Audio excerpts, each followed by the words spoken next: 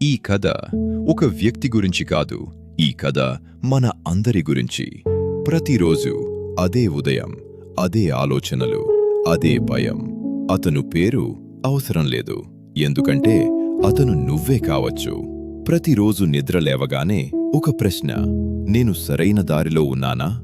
ఆ ప్రశ్నతోనే రోజు మొదలయ్యేది.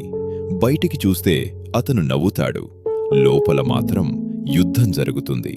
ఒక ఆలోచన చెప్తుంది, నువ్వు చేయగలవు. మరో ఆలోచన చెప్తుంది, నువ్వు సరిపోవు. ఇవ్వాళ మళ్ళీ అదే జరిగింది. ఫోన్ చేతిలో పట్టుకుని ఇతరుల జీవితాలు చూస్తూ వాళ్ళు ముందుకు వెళ్తున్నారు, నేను మాత్రం ఇక్కడే నిలిచిపోయాను అని అనిపించింది. ఆ క్షణంలో అతను ఒక విషయం గుర్తు చేసుకున్నాడు. ఎవరూ మొదటినుంచే విజేతలు కారు, కాని అతని మనసు అంగీకరించలేదు. ఇప్పటివరకు ఏం సాధించావు అని అడిగింది. సమాధానం లేదు.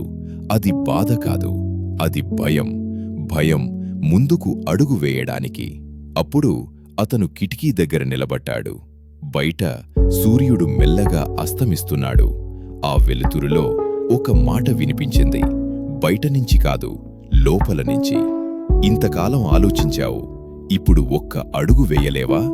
ఆ మాట చిన్నది, కాని గుండెని తాకింది. అతను అర్థం చేసుకున్నాడు, ఓవర్ థింకింగ్ తన శత్రువు కాదు, చర్య తీసుకోకపోవటమే తన శత్రువు. అప్పుడే అతను ఒక నిర్ణయం తీసుకున్నాడు. పెద్ద నిర్ణయం కాదు, చిన్నదే, కాని నిజమైనది. ఈరోజు నేను మొదలు పెడతాను. ఫలితం వచ్చినా రాకపోయినా ఈరోజు మాత్రం నేను ప్రయత్నం చేస్తాను. అది విజయం కాదు, కాని ఆరంభం. అతను నవ్వాడు, ఎందుకంటే మొదటిసారి తన మీద తనకే నమ్మకం వచ్చింది.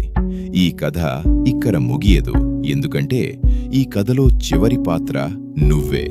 ఇలాంటి ఆసక్తికరమైన మనసుకు సంబంధించిన విషయాల కోసం మా ఛానల్ని సబ్స్క్రైబ్ చేసుకోండి. మీరు చూస్తున్న ఈ వీడియో మీకు ఉపయోగపడితే